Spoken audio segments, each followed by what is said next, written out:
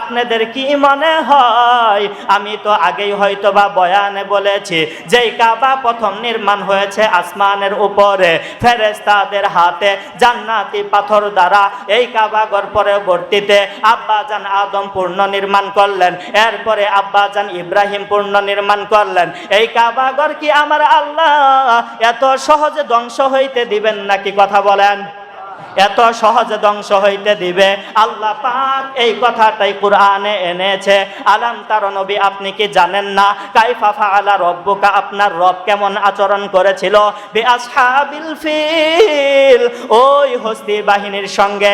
আলাম ইয়াজআল কাইদাহুম ফি তাদলিল, আল্লাহ কি তাদের ষড়যন্ত্রকে নস্যাৎ করে দেননি? আল্লাহ কি তাদের কৌশলকে ব্যর্থ করে দেন নাই? ওয়া আরসালা, তিনি প্রেরণ করেছিলেন, তো ওয়া আরসালা আলাইহিম, তাদের উপরে তাদের বিরুদ্ধে তয়রন, পাখি। আপনাদের যদি জানা থাকে তাহলে বলতে চাই পাখির নাম কি?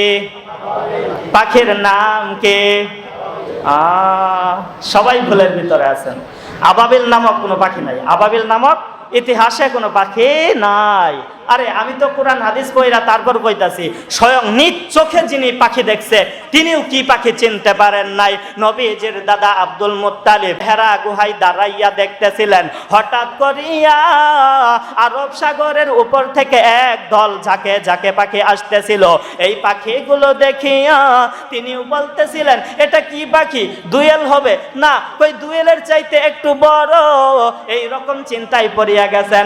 এই পাখির আবার নেতৃত্ব দিতেছে কিছু পাখি যাদের মাথা বড় বড়, যাদের মাথাটা কালো, ঠোঁট ছিল লাল। এই রকম বর্ণনা কোরআন হাদিসে পাওয়া যায়। আল্লাহর নবীর দাদা তিনিও আব্দুল মুত্তালিব এই পাখি চিনতে পারলেন না। আল্লাহ তাআলা কি কয় শুনেন, ওয়া আরসালা, প্রেরণ করেছেন, আলাইহিম, তাদের বিরুদ্ধে, তয়রন, পাখি, আবাবিল, ঝাঁকে ঝাঁকে। আবাবিল শব্দের অর্থ হইল ঝাঁকে ঝাঁকে, তয়রন আবাবিল, আল্লাহ প্রেরণ করেছিলেন ঝাঁকে ঝাঁকে পাখি। এই পাখির নাম আবাবিল যদিও আমরা জানি, কিন্তু আবাবিল নামক কোনো পাখি ইতিহাসের পাতায় নাই। আল্লাহ পাক ঝাঁকে ঝাঁকে পাখি পাঠাইলেন। এই পাখিদেরকে কিছু অ্যাটেম বোমা দিলেন, যেই বোমার ওজন সামলানোর শক্তি আব্রাহা বাদশার ছিল না। অ্যাটেম বোমাগুলো কি আল্লাহ তাআলা কুরআনে তুলে ধরেছে, তারমিহিম বিহিজারা, বিহিজারা অর্থাৎ পাথর, তারমিহিম বিহিজারাতি মিন সিজিল, পাকা মাটি হইতে পাথর অথবা কংকরের পাথর। আল্লাহ তাআলা তাদের ধ্বংস করার জন্য, তারমিহিম বিহিজারাতি মিন সিজিল, আল্লাহ তাআলা তাদেরকে ধ্বংস করার জন্য পাকা মাটির পাথর দিয়ে পাঠাইছিলেন।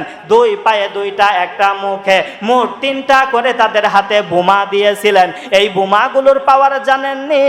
আবাবিল পাখি যখন উপর থেকে ছাড়িয়েছিলেন এই অ্যাটেম বোমাগুলো, এই পাথরগুলো, ওই আবাবিল পাখির ওই অ্যাটেম বোমাগুলো, ওই পাথরের কঙ্করগুলো যে আব্রাহার বাহিনীর উপরে পড়েছিল, তাদের মাথার মধ্যে লোহার হ্যামলেট পরা ছিল। এই হ্যামলেট কানা হইয়া মাথা দিয়া ঢুকিয়া পিছনের রাস্তা দিয়া বাহির হইয়া মাটির মধ্যে পড়িয়া মাটি পর্যন্ত গর্ত হয়ে গিয়েছিল। আওয়াজ দিয়ে বলেন সুবহানাল্লাহ। আল্লাহ তাআলার কৌশলের সামনে দুনিয়ার কোনো কৌশল কিন্তু টিকবে না। তারমিহিম বিহিজারাতিম মিন সিজিল, আব্রাহার বাহিনী যখন কাবা ঘরের কাছাকাছি আসছে তেমনি পাখিগুলো আস্তে কইরা ছাড়িয়া দিছে। আরেকটা ব্যাখ্যা করি, তারমিহিম বিহিজারাতিম মিন সিজিল, সিজিল শব্দের আরেকটা অর্থ হইল লেখা। তারমিহিম বিহিজারাতিম মিন সিজিল অর্থাৎ আল্লাহ তাআলা তাদেরকে দিয়ে পাঠাইছিলেন লিখিত পাথর, অর্থাৎ পাথরের গায়ে নাম লেখা ছিল।